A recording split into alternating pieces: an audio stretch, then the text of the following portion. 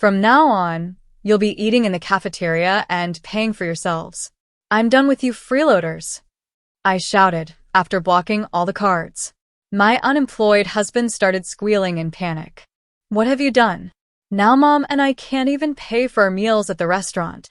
What I did next left them horrified. But before I continue, please don't forget to subscribe and leave a like. Thank you, and enjoy the story. Valentina woke up at 6:30 in the morning to the sound of running water in the bathroom. Her husband Igor, whom she'd been married to for a year and a half, was taking his usual morning shower. He had been unemployed for 8 months, yet spent more time on his morning routine than she did getting ready for work. Igor, breakfast is ready, she called, as she set eggs on the plates.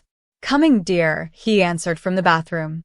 Valentina worked as a chief accountant in a construction company and earned a solid salary. When Igor had lost his last job, she wasn't too worried. A man with a degree and programming experience should have no trouble finding work. But the months passed, and he kept putting off the job search. Maybe today you can go to the employment center, she suggested over breakfast. I heard there are some new job openings. Tomorrow for sure, Igor nodded, spreading butter on his bread. Today I need to visit Mom. She hasn't been feeling well. His mother, Lydia Timofeevna, was indeed often sick. Blood pressure, back problems, heart issues. Valentina sincerely felt for the older woman and never argued about her husband visiting her. Tell her I said hi, Valentina smiled, clearing the dishes. And if she needs anything from the pharmacy, don't let her hesitate to ask. You're the best, Igor said, kissing her on the cheek. Mom really appreciates you. Valentina left for work in good spirits. It looked like a calm day ahead, no urgent reports, just some time to plan the family budget. Money wasn't a problem. Her salary plus bonuses was more than enough. Igor wasn't working, but they weren't struggling. That evening around 7, she came home. Igor was sitting on the couch, watching the news. How's your mom? Valentina asked, hanging her coat. Better now. I bought her some groceries and medicine. She's very grateful for your support. What medicine did you buy? Something expensive for her blood pressure. Cost me 3,000 rubles, he said. Valentina nodded. Good medicine was pricey, especially the imported ones. She was glad they could help his mother. But the next day, while gathering laundry, Valentina found a crumpled receipt in Igor's shirt pocket. She smoothed it out and froze. Restaurant Golden Horseshoe. Meal for 2. Total, 4,800 rubles. Date, yesterday. Strange. Igor had said he went to see his mom and buy medicine. Why a receipt from a fancy restaurant? Igor, she called. Were you at a restaurant yesterday? He hesitated for a second, then laughed. Ah, yes. After the pharmacy, I stopped to grab a bite. I was starving and I didn't have time to eat at home. It was pricey, yeah, but I was really hungry. No other cafes nearby. Valentina frowned. 4,800 rubles for one person, just for a quick bite? And why did the receipt say for 2? Igor, it literally says 2 people on the receipt. Well, I ordered a lot. I was really hungry, he replied, trying to sound casual. The explanation didn't convince her, but she decided not to argue over a receipt. Maybe he had really gone overboard. A week later, she found another receipt. Cafe Streka. 3,200 rubles. Again for 2 people. And another one from a gift shop.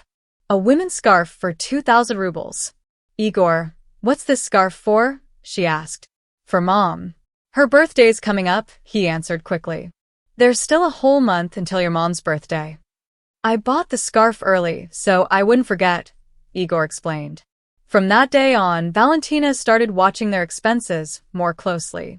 Before, she used to trust her husband completely. She'd give him money for daily needs without asking for receipts. But now, doubts were creeping in. On Monday morning, when Igor said he was going to visit his mom, Valentina gave him 1,000 rubles for the trip and small purchases. That evening, she checked their online bank account and saw that 5,000 rubles had been withdrawn. Igor, did you use the card today? Yes, I had to buy medicine for Mom. Very expensive ones, 5,000 rubles. 5,000? That much? Well, yes. It's a full course of treatment. The next day, Valentina decided to call her mother-in-law. How are you feeling, Lydia Timofeevna? Igor told me you're taking some new medicine. What new medicine, dear? I'm still taking the same cheap pills I've been using for months. Valentina froze. And how did you like the scarf Igor gave you? What scarf? He hasn't given me a gift in a long time. A cold shiver ran down Valentina's back. Igor was lying about the medicine and the gifts. So where was the money going? Tell me, does Igor visit you often? She asked. Last time I saw him was a month ago. He says he's too busy with work. Valentina ended the call and sank onto the couch. Igor hadn't been visiting his mother every day like he claimed. He wasn't buying medicine or gifts. He was lying about everything. That evening, when Igor came home, Valentina met him with a stony face. Where were you? At Mom's, as usual. What's wrong, dear? You look upset. I called your mom. She said you haven't been to see her in a month. Igor turned pale but quickly tried to recover. She's forgetful. It's her age. She mixes up dates. She also said you never bought expensive medicine. And she never got that scarf from you. Valia, stop imagining things. Of course I bought them. I gave them to her. If you don't believe me, that's your problem. Then show me the receipts. I threw them away. Who keeps pharmacy receipts? The restaurant ones just happened to stay in my pocket. Igor realized he was caught. He stayed silent for a few seconds, then sighed heavily. Fine, I'll tell you the truth. No, I don't go to Mom's every day. Sometimes I meet friends instead. We have lunch together. I was embarrassed to admit I was spending your money on that. What friends? Old colleagues. They're all working, and I'm unemployed. It's awkward for me. Valentina wanted to believe him, but something inside told her he was still lying. The receipts were for 2 people from expensive restaurants, not casual lunches with colleagues. Igor, show me the bank statements for the last month. Why? Don't you trust me? I want to see where our money is going. It's our family money. Oh, I see. You earn it and I just spend it. Is that it? You're not working, Igor. All the family money comes from me. So, I'm just a freeloader then? I never said that, Valentina replied quietly, though inside, she was exhausted from the lies. She didn't want to keep arguing. Tomorrow, you're going to look for a job, she said firmly. And no more so-called meetings with friends at my expense. Igor scoffed and went to the bedroom. The next day, Valentina decided to check the bank statements herself. She logged into their online account and carefully reviewed the past 2 months. The results shocked her. Igor had been withdrawing cash almost every day, amounts ranging from 1,000 to 7,000 rubles. In total, over 100,000 rubles had vanished. On what? Valentina needed answers. So on Thursday morning, she told Igor she was going on a business trip. In reality, she took the day off and stayed home. As usual, Igor said he was heading to his mom's. Send her my regards, Valentina said, pretending to pack a suitcase. Of course, dear, Igor replied, kissing her cheek before leaving. 10 minutes later, Valentina rushed out of the house, hailed a taxi, and began to follow him. Follow that man in the black jacket, Valentina told the taxi driver.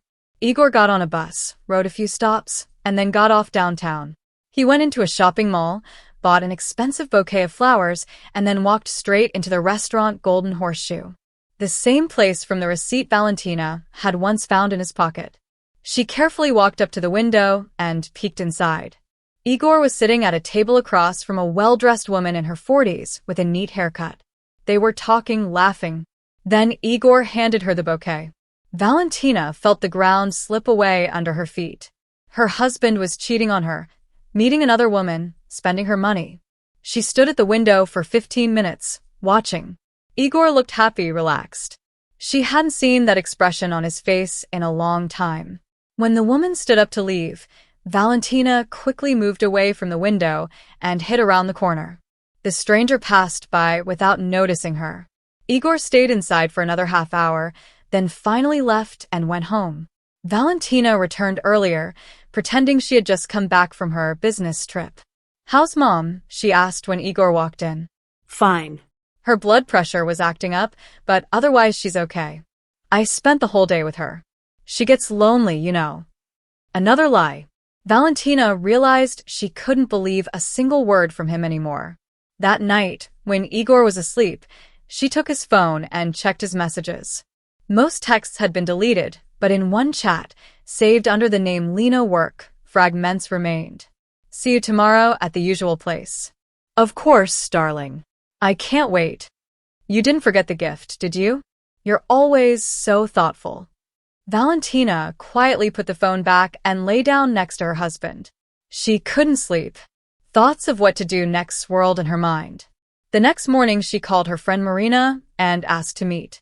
Over coffee near the office, Valentina confessed, "I have problems at home." "What happened?" Marina asked. "Igor is cheating on me and spending my money on his mistress." Marina listened carefully, then shook her head. "Valia, you need to talk to him. Calmly, directly. Maybe there's some explanation." "What explanation could there possibly be for cheating?" "I don't know. But before you make any final decisions, you should find out the full truth." That evening, Valentina followed her friend's advice. She sat Igor down at the table. "Igor, I know about your mistress." Her husband turned pale, but tried to play it off. "What are you talking about? I saw you in the restaurant with her. I read your messages." Igor was silent for several minutes before sighing deeply. "Fine. "Yes, there is a woman. But it's not what you think. She's helping me look for a job. She's an HR manager at a big company. We meet to discuss openings, and she gives me resume advice." "At a fancy restaurant? With flowers?" "She's an important person, Valia. I wanted to make a good impression." "You're lying. You called her darling in your texts. That's just a figure of speech." Valentina understood. He would lie until the very end. So she changed her approach. "All right then. If she's really helping you, introduce me to her. Invite her here for dinner." Igor shifted uncomfortably. "No, that wouldn't be right. She's a busy professional. She doesn't mix work with personal life." "Then give me her phone number. I just wanted to thank you for helping my husband." "Valia, don't," Igor said. "She might misunderstand." "What could be misunderstood in a wife's thank you?" Igor stood up and walked out of the kitchen. "I'm not discussing this anymore. You're developing a persecution complex," he added. Valentina stayed at the table alone. It was clear her husband had no intention of admitting his affair. She needed a new plan. The next day, she went to a private detective. She explained the situation and asked him to find out who Elena was and how long she had been seeing Igor. "In a week, you'll have a full report," the detective promised. Photos, addresses, all the details. Valentina paid a deposit and waited. Meanwhile, Igor continued his secret meetings. Every day he left the house under the pretense of looking for work or visiting his mother, spent money, and returned with new excuses about where he had been and what he did. On Saturday morning, the phone rang. It was Lydia Timofeevna, Igor's mother. "Valia dear, can I come visit?" "It's been a long time," she asked. "Of course, Lydia Timofeevna. Igor will be happy to see you." "What is he doing these days?" "He's still looking for a job." "Strange," his mother said. "Yesterday, my neighbor saw Igor downtown with a woman. Very pretty, very elegant. I thought maybe it was you, but my neighbor said the woman was blonde and you're dark-haired." Valentina froze. Even her mother-in-law's neighbors knew about Igor's mistress. "Did the neighbor say anything else?" she asked. "Not much, just that they were sitting in a cafe, holding hands. I told her, 'You must be mistaken. That's not my son.' But she insisted. 'No, it's him. Igor Petrovich in person.'" "Was this recent?" "Yesterday evening. I wanted to call him and scold him for spending time with another woman instead of visiting me, but then I thought maybe it was a business meeting." Valentina thanked her mother-in-law for the call and promised Igor would visit soon. After hanging up, she thought, if even the neighbors had seen him with his mistress, he wasn't trying to hide it. He acted like a free man, not worried that she would find out. On Monday, the detective sent the report. Photos of Igor kissing an unknown blonde, details about the woman, Elena Viktorovna Mikiva, 38, divorced, works as a manager at an advertising agency, rents an apartment downtown. The most interesting part was at the end. Elena told her friends she was seeing a successful businessman who supported her and gave her expensive gifts. She showed photos of fancy restaurant dinners and boasted about jewelry and clothes. Valentina realized Igor was pretending to be a wealthy man using her money, spending it on his mistress, and lying about his own financial situation. That evening, she called Marina to tell her about the investigation results. "Now you know the truth," her friend said. "What are you going to do?" "I don't know yet. I need to think." "Valia, you can't forgive this. He's not just cheating. He's using your money to fool another woman." "I know, but divorce is a serious step. What else am I supposed to do? Live with a liar and support his mistress?" Valentina knew her friend was right, but taking the first step toward ending the marriage felt terrifying. 1.5 years of marriage, shared plans, hopes. It wasn't easy to just throw it all away. On Tuesday morning, Igor got ready to look for work, as usual.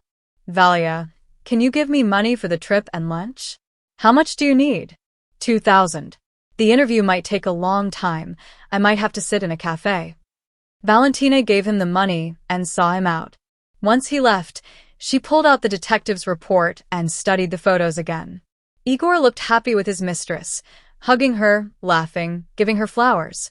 He hadn't shown that kind of attention to Valentina in a long time. On Wednesday, something happened that finally opened her eyes completely. Lydia Timofeevna, her mother-in-law, called urgently. "What's wrong?" Valentina asked, worried. "I'll tell you in person," her mother-in-law said. Valentina went to visit her. Lydia Timofeevna met her with a worried expression. "Sit down, daughter. We need to have a serious talk." "I'm listening." "The neighbors are saying Igor lies to everyone about our family. He says you don't support him, you don't give him money, and you won't take me to the doctors," her mother-in-law explained. Valentina felt a chill run through her. What does that mean? It means exactly that. Aunt Clava met him at the bus stop. They talked, and Igor complained that you're stingy, make him live on bread and water, and don't give money for my treatment. All lies, of course. Valentina understood why Igor was spreading the rumor of a stingy wife. He wanted to explain to others why he was meeting another woman, claiming that life at home was bad, his wife didn't appreciate him, so he sought comfort elsewhere. "What else did he say?" Valentina asked. "That you treat him like a servant, and that maybe soon he will leave because he can't take it anymore." That's what he told a neighbor. Valentina told her mother-in-law the whole truth about the restaurant receipts, secret meetings, the mistress, and the lies about medicine and visits. Lydia Timofeevna shook her head. "I never expected this from my son. I raised him to be honest." "What should I do, Lydia Timofeevna?" "Kick him out, daughter. A husband like that is worse than an enemy, and he drags you into his dirty deeds, shaming you in front of the neighbors." Valentina returned home with a firm decision.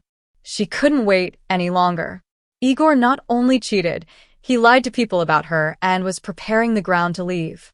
She had to act first, not give him the chance to play the victim. The next morning, Valentina woke up with a clear plan. She needed to know the full truth before making any decisions. Igor, as usual, was getting ready to leave. "Where are you going today?" she asked while pouring herself coffee. "I'll visit Mom, then an interview. I'm applying to a new IT company." "What company?" "Digital Solutions. Promising company, good salary." Valentina nodded and saw him off. Half an hour later, she left for work herself. But at lunchtime, she took a break and went to the address the detective had given her, the place where Igor's mistress lived. Elena Mikiva rented a small one-bedroom apartment in a new building not far from the city center. Valentina parked across the street and waited. Around 2 p.m., a familiar blonde woman came out, the same one Valentina had seen at the restaurant with Igor. Elena got into a taxi and left. Valentina followed the taxi. It stopped near an expensive shopping center. Elena got out and walked inside. 10 minutes later, Igor arrived at the same entrance. He carried a large bouquet of roses and a gift bag from a jewelry store. Valentina watched as her husband met his mistress outside the shopping center. They kissed, and he gave her the flowers and the gift. Elena laughed happily and pointed at the shop windows as they talked. The couple went inside. Valentina waited a few minutes, then followed them. Igor and Elena walked through the boutiques. He bought her perfume, expensive makeup, and a designer scarf. In the cafe, they ordered fancy desserts and champagne. Valentina sat at a nearby table, hiding behind a large menu, listening to their conversation. "Darling, when will we finally go on vacation?" "You promised to show me Europe," Elena asked. Soon, dear. "I'm finishing a big project and we'll get a bonus. Then we'll go wherever you want," Igor replied. "What project?" "A construction complex." "Serious client, lots of money," he said confidently, describing a project that didn't exist, pretending to be a successful architect, even though he was actually a programmer. "And your ex-wife doesn't bother you anymore?" Elena asked. "What ex-wife?" Valentina thought, surprised. "No, all good. Divorce was quick and easy. We just weren't right for each other." Valentina nearly choked on her coffee. Igor was telling his mistress that they were already divorced. "That's good, now you're free." "I was worried I was seeing a married man," Elena said. "Don't worry, dear. I would never cheat on such a beautiful woman," Igor answered. Valentina quietly got up and left the cafe. She had heard enough. Igor wasn't just cheating, he was living a double life, pretending to be a divorced, successful businessman. At home, she waited for Igor to return and greeted him with an innocent face. "How was the interview?" she asked. "Great, almost got it. Final interview next week," he lied. "And how's your mother?" "Better. Blood pressure is normal." Another lie. Igor hadn't been to his mother at all. "Igor, show me this company, Digital Solutions. I want to check online if it's a serious company." Igor hesitated.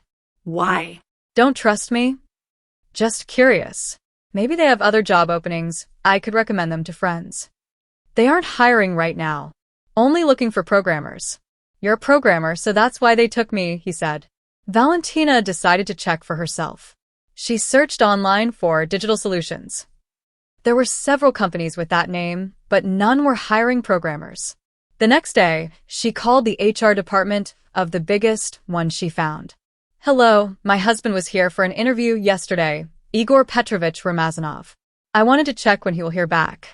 "Let me check," the HR person said. After a pause, they replied, "We have no record of an interview with that candidate. Maybe next week." "No. All interviews are scheduled for the next 2 weeks. No new candidates."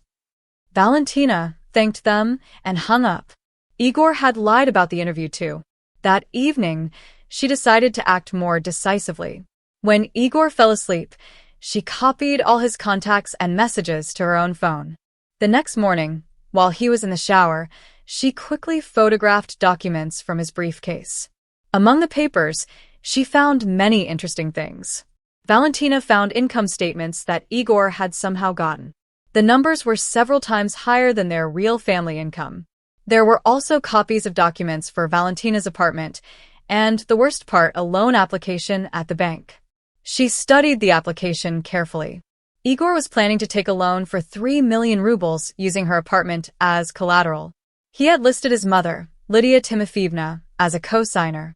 Her hands shook with anger. Her husband wanted to put her home at risk without her knowing. She quickly photographed all the documents and put them back. "Breakfast is ready," she called to Igor. At the table, Valentina tried hard to stay calm. "So, what did Mom say yesterday?" she asked innocently. "Same as always. Complains about her health. Doesn't have enough money for treatment. Should we help? We have savings. No need. She's proud and won't accept help. What about taking a loan? Banks give money for medical treatment." Igor looked uneasy. "What loan?" "Well, if her treatment is really expensive, the apartment could be used as collateral." No. "Too risky. What if we can't pay?" "Strange. You'll start working soon. Salary will be good." "Still, it's too risky." Valentina realized her husband didn't want to tell her about the loan plans. He was planning to take it secretly. After breakfast, She went to the bank listed in Igor's application. I want to check my husband's loan application, she told the consultant. Igor Petrovich Ramazanov. Are you a co-signer?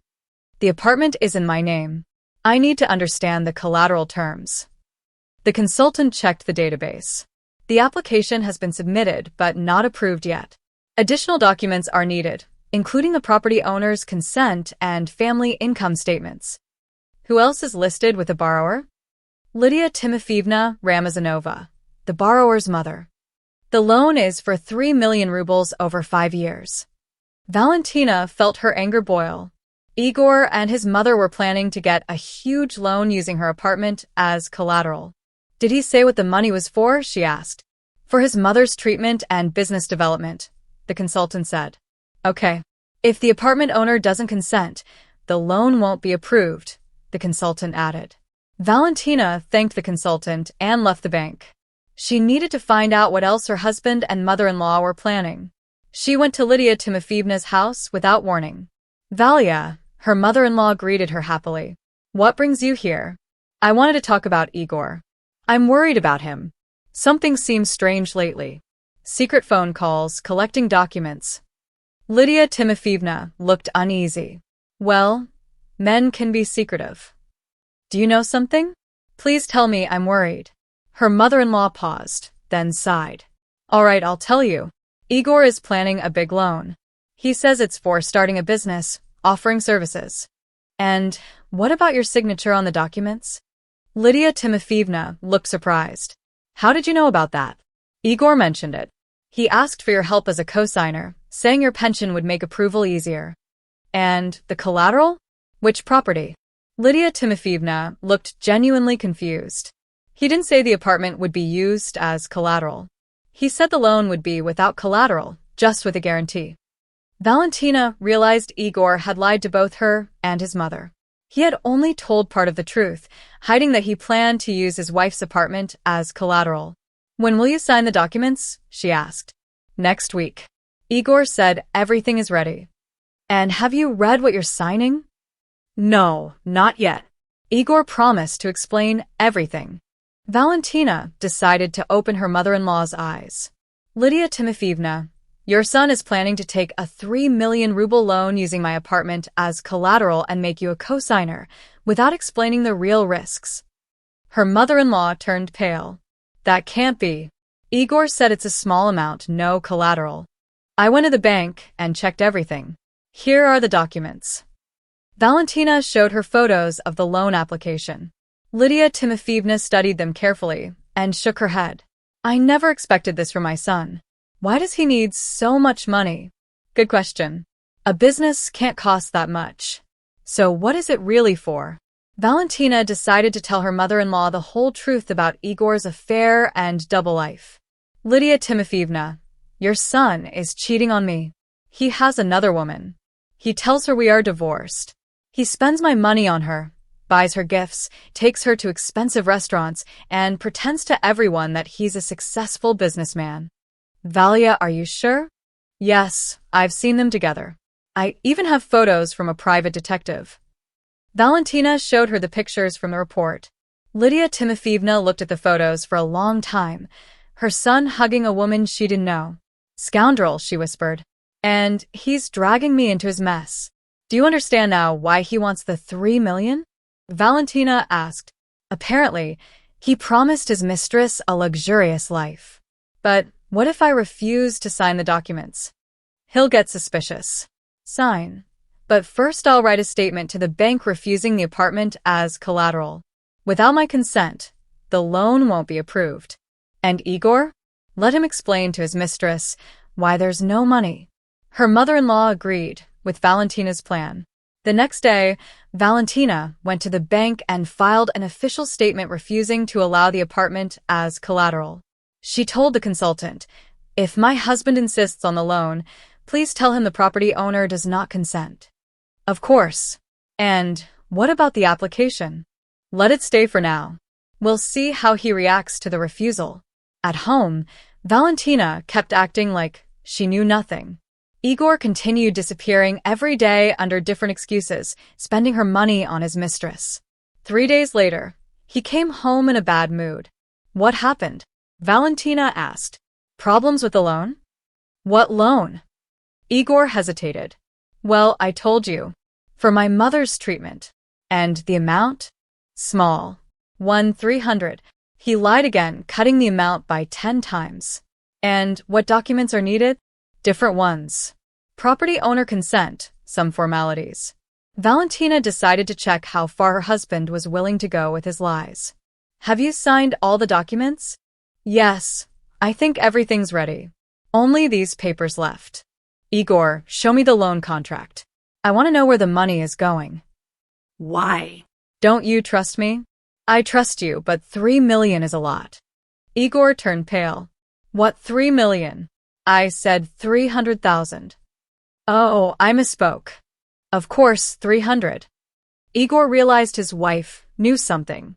For several days, he was moody and often spoke quietly on the phone. On Friday evening, Lydia Timofeevna called. Valia, Igor was here today. Strange behavior. What did he say? He asked if I told you about the loan. I said no, but he didn't believe me. And when will you sign the documents? He postponed it for a week. He says the bank is still checking something. Valentina realized Igor was starting to suspect something. She needed to act fast. On Monday, she took the day off to finally investigate her husband's financial schemes. She went to the bank where they had a joint account and requested detailed statements for the last 6 months. The picture was worse than she thought. Igor was not only taking cash, but also transferring large sums to other accounts. In 6 months, he spent almost 400,000 rubles. Who were the transfers to? Valentina asked the consultant. One account belongs to Elena Viktorovna Mikiva, the other to Lydia Timofeevna Ramazanova. Valentina thought carefully. The money transfers to the mistress made sense. It paid for gifts and entertainment. But why was Igor sending money to his mother if she hadn't asked for it? She decided to talk to Lydia Timofeevna again and went to her house. And the money Igor sends you, what do you use it for? Valentina asked directly. Her mother-in-law looked surprised. What money? Igor doesn't send me anything. But the bank statement shows large transfers to your account. That can't be. I only get my pension. Lydia Timofeevna brought her bank card, and together they checked the transactions at an ATM. Sure enough, every week there were transfers from Igor to her account, amounts between 5,000 and 15,000 rubles. But I don't use this money, Lydia Timofeevna said, confused. I didn't even know it was there. Do you use the card? Only for my pension. I never touch the rest of the money. Valentina understood the scheme. Igor was transferring her money to his mother's account and then taking it for himself. He must have had access to her card or account. Lydia Timofeevna, does Igor know your card number? Of course. He helped set it up when my pension was transferred to the card. And the PIN? Yes, he helped me remember it since my memory isn't good. Everything became clear. Igor was using his mother's account as an intermediate step, sending money from his wife to the mother's account, then taking it for himself and his mistress. On Valentina's bank statements, it looked like he was helping a sick mother. Lydia Timofeevna, your son is stealing from both of us. He's sending my money to your account and then taking it himself. That can't be. Let's check how much is in your account. They went back to the ATM. There were only 3,000 rubles, just the last pension. But Igor sent over 100,000 in 6 months. Valentina exclaimed. So he took it. My son stole from me, Lydia Timofeevna said sadly.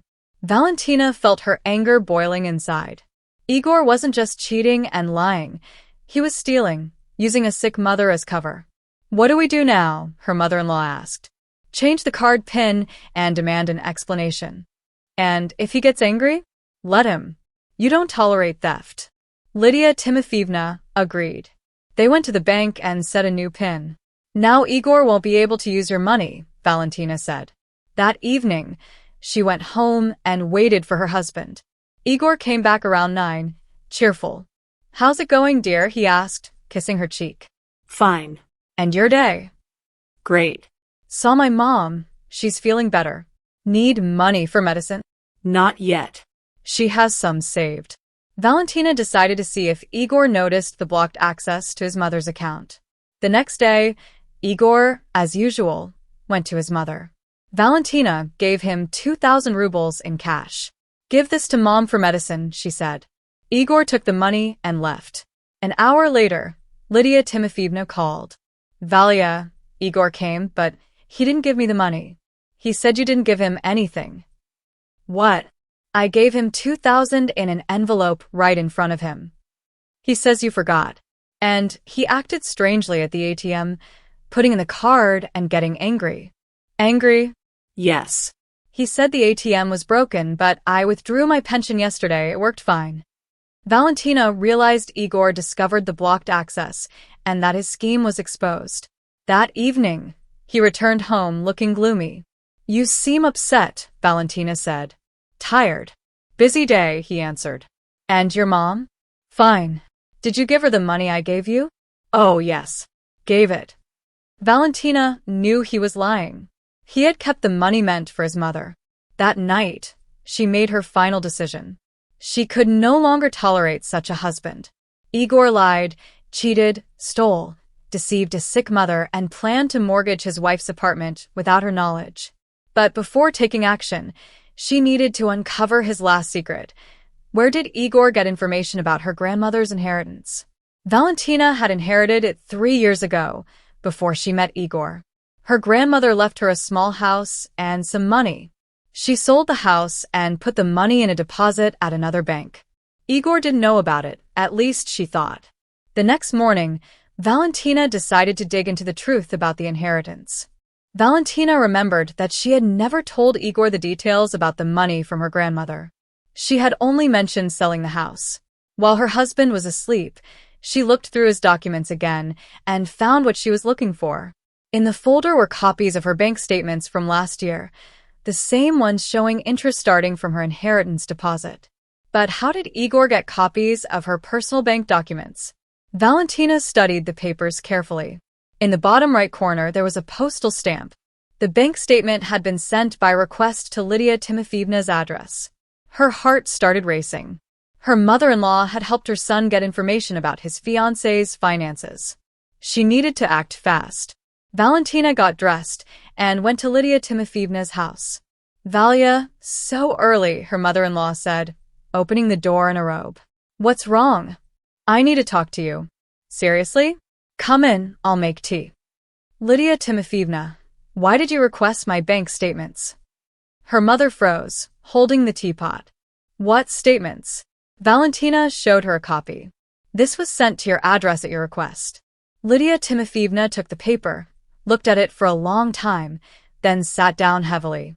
"I didn't request this," she admitted. "Igor asked for your help." "Help with what?" "He said the bank needed family income statements for a loan and asked you to submit them." "You wrote it without reading?" "Igor said it was just a formality," Lydia Timofeevna said. "The bank wanted statements from all relatives." Valentina realized her mother-in-law had been tricked. Igor had used her to access his wife's financial information. "Lydia Timofeevna, what else did Igor ask you to sign?" "Various papers. He said they were for work or a loan. I trusted him and didn't read carefully." "Show me what you signed." Her mother-in-law brought a folder. Valentina looked through it and was horrified. Lydia Timofeevna had signed a power of attorney to manage her bank accounts, consent for taking loans in her name, a request to change her registered address. "Do you understand what you signed?" Valentina asked. "No, I didn't fully understand." Igor explained, "But I didn't get it all," Lydia Timofeevna admitted. "You gave your son full control over your money and documents and allowed someone to be registered in your apartment." "Registered? Who?" Valentina read the papers carefully. There was a request for temporary registration of Elena Viktorovna Mikiva in her apartment. "Who is that?" "Your son's mistress."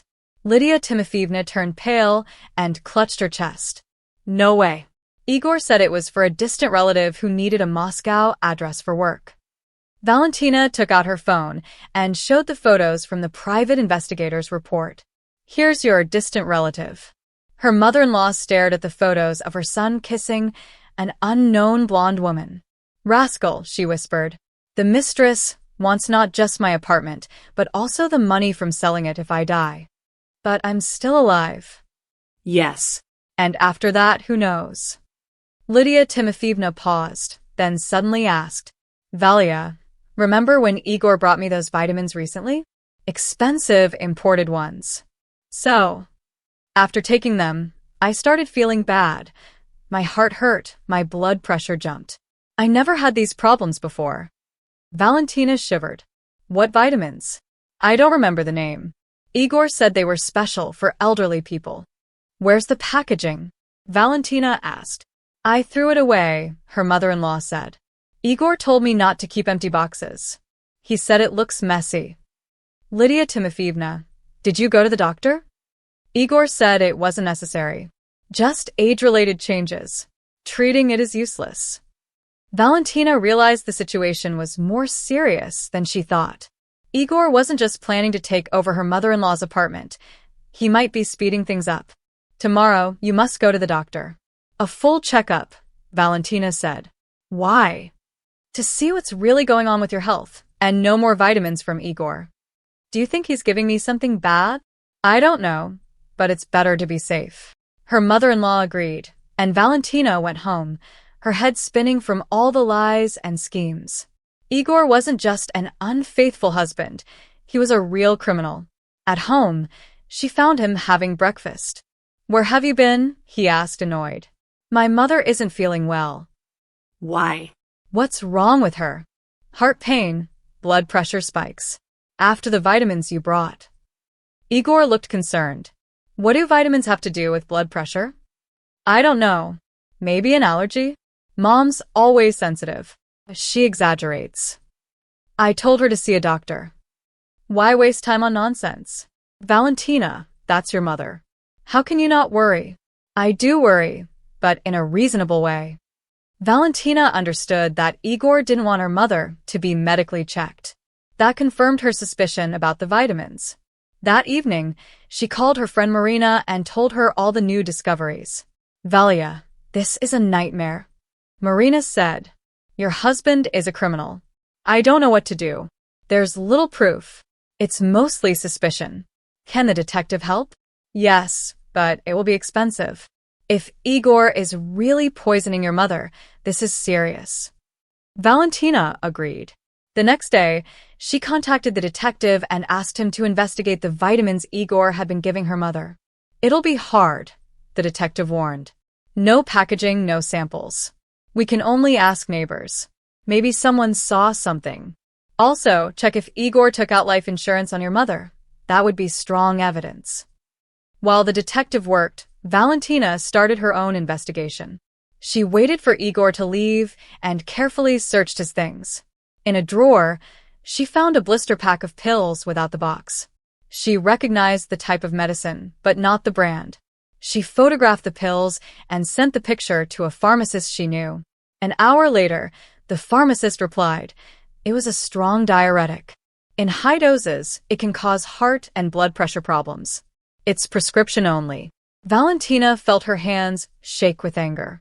Igor was really poisoning her mother, disguising dangerous medicine as vitamins. She photographed the blister as evidence and hid it back in the drawer. That evening, Igor came home in a great mood. How are you, dear? He asked, hugging her. Fine. And you? Great. Finally, everything is settled. What things? Work stuff. Soon. Big changes in our life, he said with a mysterious smile. Valentina realized her husband was planning something serious. Valentina knew she had to act fast. The next day, she took a day off and went to the notary. She made a will leaving all her property to her sister. Igor would get nothing if anything happened to her. Then she went to the bank, opened a new account at a different bank, and transferred all her savings and the inheritance deposit there. Igor no longer had access to her money. On Thursday, the detective sent the report. Igor had indeed taken out life insurance on his mother for 2 million rubles, naming himself as the only beneficiary. It also turned out that a neighbor had seen Igor visiting his mother several times with little bottles, asking her to take medicine for her health. There was enough evidence. Valentina went to Lydia Timofeevna and told her everything. What a scoundrel, her mother-in-law cried. My own son would poison me for money. Lydia Timofeevna, you need to see a doctor immediately to check how much damage has been done. And what about Igor? First the checkup, then we decide. They went to a private clinic. The doctor ordered a full checkup, blood tests, ECG, and ultrasound of internal organs. The results were ready the next day. The doctor called Valentina and her mother-in-law for a consultation. Your mother has a serious water and electrolyte imbalance, he said. Her body is dehydrated. Potassium and magnesium are critically low. This usually happens with long-term use of diuretic drugs. Is it dangerous? Lydia Timofeevna asked. Very dangerous. Another month like this could have caused irreversible damage to the heart muscle. So, she could have died? Valentina asked. Unfortunately, yes. These drugs in high doses can be lethal. Valentina and her mother-in-law left the clinic in silence, both realizing that Igor had planned to kill his own mother. What do we do now? Asked Lydia Timofeevna. Tomorrow we go to the police. This is no longer a family issue. What if Igor finds out? He won't. Tonight he'll figure it out himself. Valentina decided it was time to end all the lies. Igor had to face justice for everything he had done. At home, she waited for him and pretended everything was normal. They had dinner and watched TV. Igor was relaxed and happy. Tomorrow we'll go to a restaurant with your mother, he said before bed. Haven't seen her properly in a long time. What restaurant? The Golden Horseshoe. Good food. Valentina nodded. Perfect. Igor had chosen the place for the final act. The next morning, Igor got ready to visit his mother. Valentina gave him 3,000 rubles for expenses. Enjoy your time, she said with a smile. Of course, dear, he replied. After he left, Valentina started blocking all of Igor's bank cards, his main card, the extra card linked to her account, and her mother-in-law's card that Igor had been using. Then she called Lydia Timofeevna. Play along until the end, she told her. Go to the restaurant, order food, act like everything is normal. He'll try to pay with a card and realize he's trapped. What if he suspects something and runs away? He won't. He has nowhere to go. At 6:30, Igor called. His voice shook with panic. Valia, what's happening with the cards? They're all blocked, right? Strange. We're at the restaurant, finished our meal, and can't pay. The waiters are unhappy. Other customers are watching. And what did you expect? Valentina asked calmly. What do you mean? Your cards don't work. You'll eat in the cafeteria from now on and pay yourself. Lydia Timofeevna finally yelled, losing patience completely. Igor panicked and shrieked. What have you done?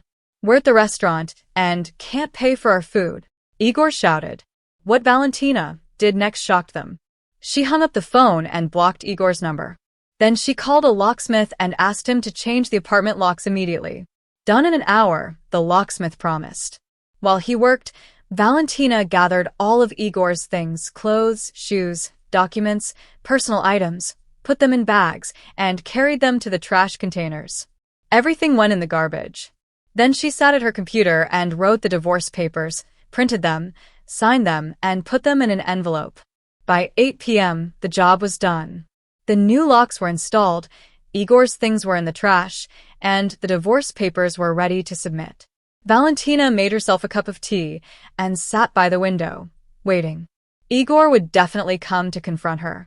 Half an hour later, a taxi stopped in the yard. Igor and Lydia Timofeevna got out. The mother-in-law looked confused. Igor was furious. They went up to the apartment. Igor tried to unlock the door, but the new lock wouldn't budge. He started ringing the bell and pounding on the door. Valia, open up. What's going on? He shouted. Valentina approached the door, but didn't open it. Go to your lover Elena, she yelled through the door. Or the other Elena who you told about your rich wife. What other Elena? Igor asked. You'll find out at the police station when you give your statement, she replied. Igor tried to break the door down, but the lock was strong. Mom, what is she saying? He asked Lydia Timofeevna. Son, better tell me about the vitamins you were giving me, she said calmly. Igor went pale. What vitamins? She continued. The ones that were actually diuretic drugs? The doctor said 1 more month and I could have died. Mom, you're exaggerating. Those were just normal vitamins. Igor stammered. And the 2 million insurance? And the apartment your lover was going to get. Lydia Timofeevna pressed. Igor realized everything was exposed. He sat on the stairs, covering his face with his hands. Mom, I didn't mean it. I just needed money, he said. For what money? Valentina asked quietly from behind the door. To pay my lovers. I had huge debts. They threatened me. What debts? Lydia Timofeevna asked, unconvinced. I lost a lot gambling at the casino. I had to pay it back. Valentina shook her head. Igor kept making up new excuses. And the second lover? Where did she come from? The mother-in-law asked. What second one? Igor tried to dodge. Valia said there were 2, she pressed. Igor was silent for a moment.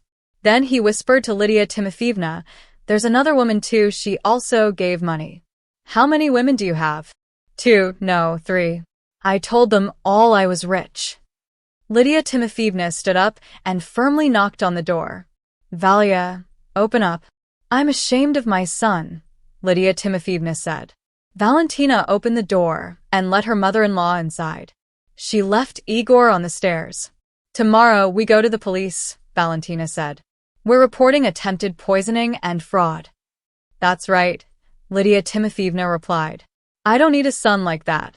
Let him live with one of his lovers for now. Valia, Igor shouted from the stairs. You can't do this. I'm your husband, ex-husband, Valentina corrected. I'm filing for divorce tomorrow. We loved each other once. You loved my money, and I was a fool for not seeing it. Igor tried a few more times to reach his wife, but Valentina didn't answer. Around midnight, he finally left. Where will he go? Lydia Timofeevna asked. To his lover or the train station? That's not our problem. What if he comes back? The security at the building is warned. He won't get in. The next morning, Valentina and her mother-in-law went to the police and filed a report for attempted poisoning, fraud, and forgery. We'll definitely open a case, the investigator promised. There's enough evidence. What about the apartment? Lydia Timofeevna asked. The lover is registered there. We'll cancel the registration since it was obtained by deception. A week later, Igor was arrested. It turned out he really had debts, but not huge ones, just for renting a fancy apartment where he met his lovers. He had 4 women in total. With each, he told a different story. One thought he was a rich businessman, another that he was an heir to a wealthy family, a third that he was a successful programmer. Valentina got her divorce a month later. Igor was sentenced to 3 years probation for fraud and attempting to harm someone's health. Lydia Timofeevna recovered her health and transferred her apartment to her granddaughter, her eldest son's daughter, so no one could ever touch it again. That's the right thing to do, she told Valentina. And what about you? Any plans? Valentina thought for a moment. She was free from her lying husband, saved her property, and punished the criminal, but she didn't feel victorious. I don't know yet, she said. I need to get used to my new life. Will you find a good man? Her mother-in-law asked. Maybe, or maybe it's better to live alone, Valentina replied. Less risk of being fooled again. 6 months later, Valentina learned that Igor moved to another city after his release.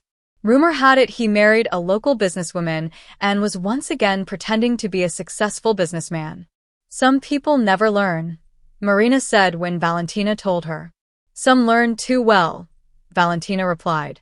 Now I won't trust a man with anything small until I check him from every angle, she said. That's right. Trust must be earned, Marina agreed. Valentina nodded. Life had taught her to be careful. Maybe it made her a bit lonelier, but at least she was protected from liars and fraudsters.